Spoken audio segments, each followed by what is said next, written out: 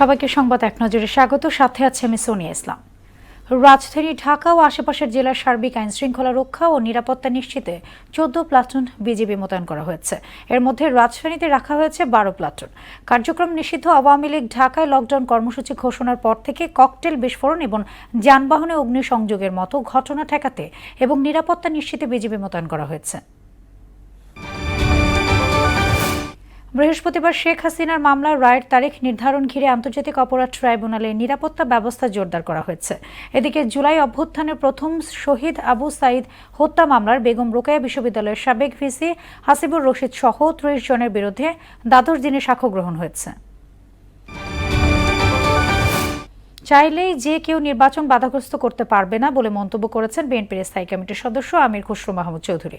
সকালে গুলশান কার্যালয়ে বিএনপি মহাসচিবের সঙ্গে ঢাকায় নিযুক্ত ইইউ রাষ্ট্রদূতের সৌজন্য সাক্ষাৎ শেষে আয়োজিত ব্রিফিংয়ে তিনি বলেন, সন্ত্রাস দমনে অন্তর্বর্তী সরকারকে কঠোর ভূমিকা নিতে হবে।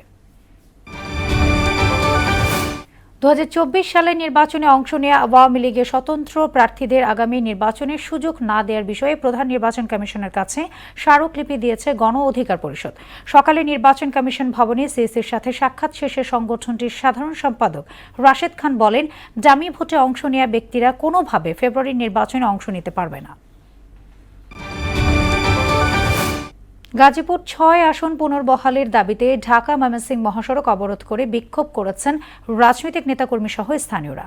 সকাল 10টা থেকে 11:30 পর্যন্ত টঙ্গীর চেরাগাড়ি কলেজ গেট ও এরশাদনগর এলাকায় অবস্থান নেন বিএনপি ও অঙ্গ সংগঠনের বিপুল সংখ্যক নেতাকর্মী। একই দাবিতে জামায়াত ইসলামী টঙ্গী গাজীপুর এলাকায় মানববন্ধন করেছে। ভেনেজুয়েলাকে ঘিরে যুক্তরাষ্ট্রের সামরিক প্রস্তুতি জোরদার হচ্ছে।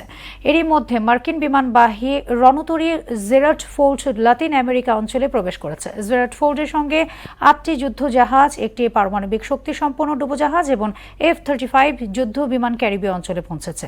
ভেনেজুয়েলার প্রেসিডেন্ট বলেন, যুক্তরাষ্ট্রের সামরিক প্রস্তুতির লক্ষ্য তাকে ক্ষমতাচ্যুত করা। এই ছিল সংবাদ এক নজরে। সবশেষ খবর সবার আগে জানতে মোহনার সাথেই থাকুন। এতক্ষণ সঙ্গে থাকার জন্য ধন্যবাদ সবাইকে।